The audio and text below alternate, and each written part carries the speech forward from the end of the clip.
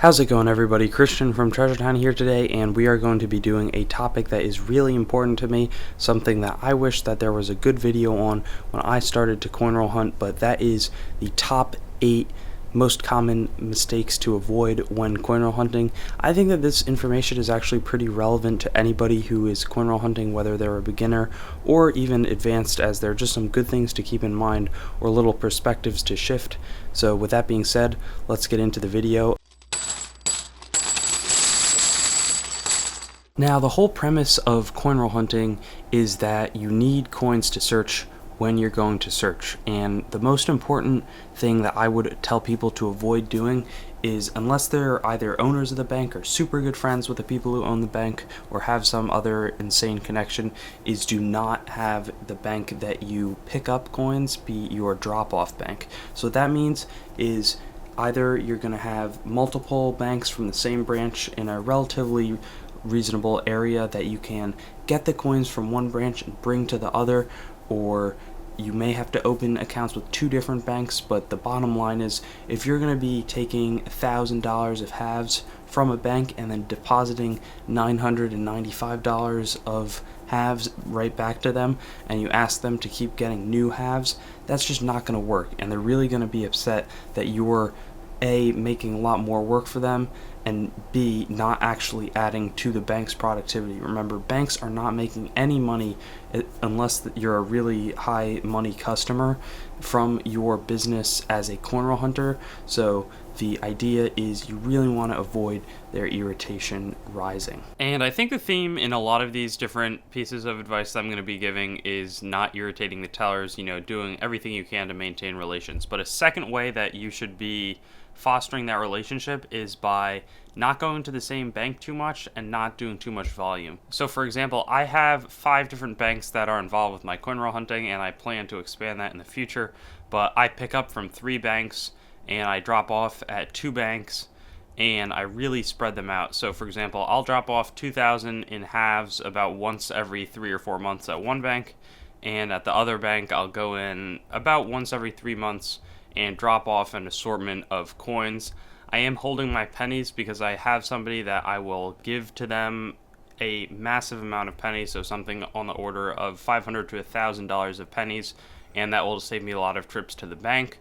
But you just want to be spreading that time around as best as you can. And it's not enough to just maintain good relations with the tellers by not doing anything. So tip number 3 is that you actually should be giving them some stuff.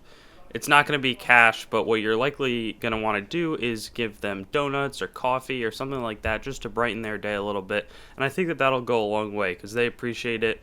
It's going to cost money, obviously, but I think that another mindset that a lot of people have going into coin roll hunting, and that brings me to mistake number 4, is that they think that they're going to make a lot of money from it. So the cases where you make a lot of money from coin roll hunting is basically when you have a huge find and you make a ton of money, or you get a cherry picker and you have something like $100 to $500 coin. That's awesome. Or if you get a big silver score. But your average box of pennies, you're probably going to come away with $1 to $2 worth of added value, and that's not really going to be something that you should be doing if you want to get a job to make money. If you want to make money, you should be, working in a local shop or something like that, not just coin roll hunting pennies, even $50. I don't think that's worth the time. You drive, you spend gas money. So basically, you need to go into coin roll hunting with the mindset of that you're just having fun. It's like fishing.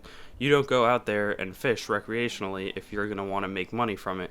You may be able to eat the fish, but the cost of the fish, if you had bought it in the market, will be far less than the amount of money that you're going to spend on your boat and everything like that. So that's just some perspective there. Now, mistake number 5 is another thing that I see some people doing and talking about, and I think that it would save them a lot of time and potentially the tellers a lot of annoyance if they did their searching differently, and that is doing too little volume. So I talked about doing too much volume, but if you go to a bank and you say, I'd like to get 4 rolls of pennies, I think that that's too small. I think that if you have a good relationship, they're going to be more than willing to save you a box of pennies. And think about that, that's 50 rolls. So if you're going to have 4 rolls, you'd have to go in 12 and a half times to get that. Even if you're doing 10 rolls, that'll be 5 times of doing that. What I would then recommend, if you can't do it too often, just go in, get a box of pennies, and then hunt them on your own about 2 or 3 rolls at a time, or 5 rolls at a time, but in some type of increment, because the time that you'll save by not continuing to go just to meet something that will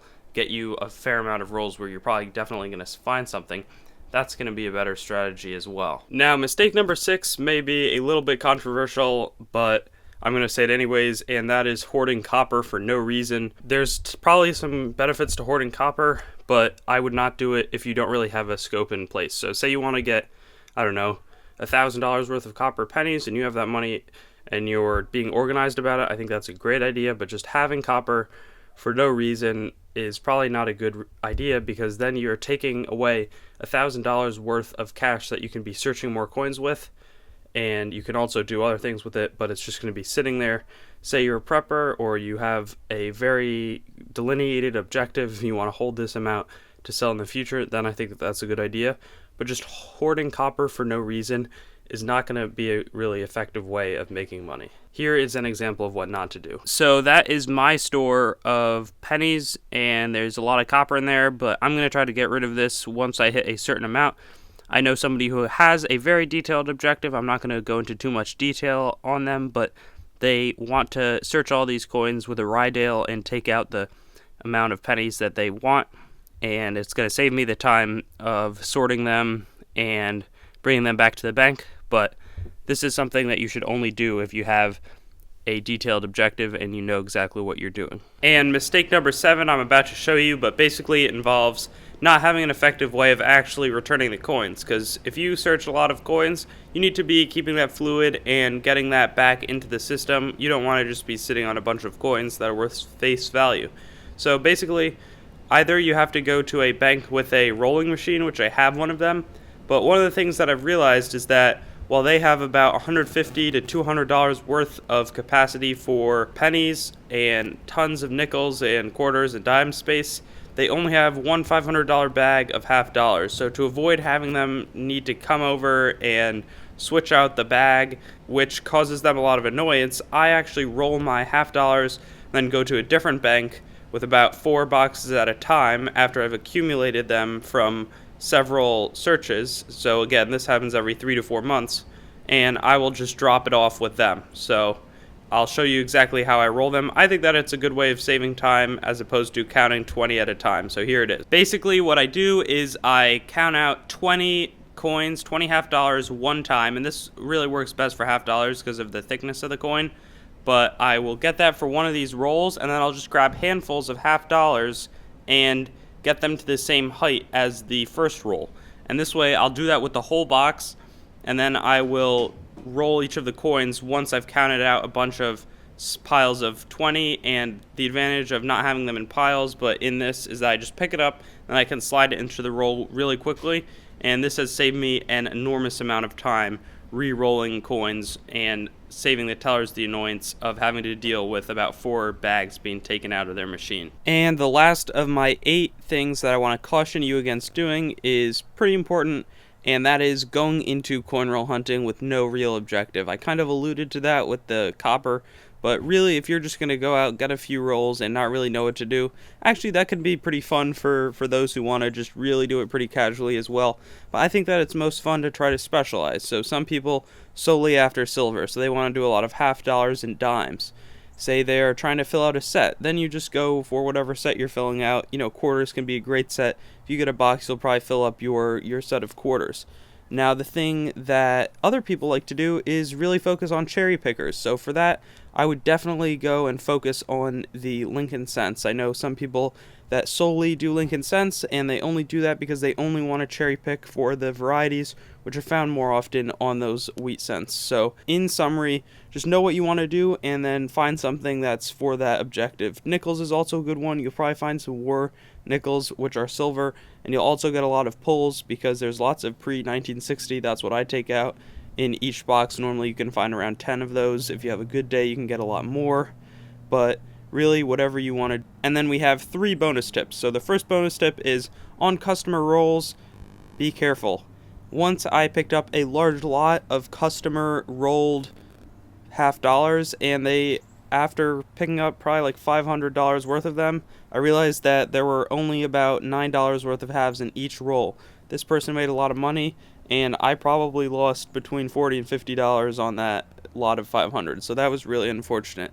Second thing that I would talk about is make sure that your coin counter, if you're using one, does not charge you a fee. That's an awful way to lose a lot of money. If you're going to lose, 8% of every time you coin roll hunt, just please save yourself the time and buy the coin on eBay. And then tip number 3 is always pick up $1 coins. I have had one time when I bought 10 Morgan and Peace dollars, or maybe it was 9, at face value from an awesome teller who did not know what they had. Additionally, feel free to ask tellers if they have any unusual things. I've been handed some silver half dollars and some old coins that way as well, all at face, so there can be some lucrative benefits to doing that as well. So in conclusion, I hope that you enjoyed this video, and I hope that you can take some of these mistakes and know how to avoid them, and I think that you'll get a lot more out of coin roll hunting if you do it this way. There's a great community of coin roll hunters on YouTube, and I'm so happy that you are thinking of either joining the community or continuing to be active.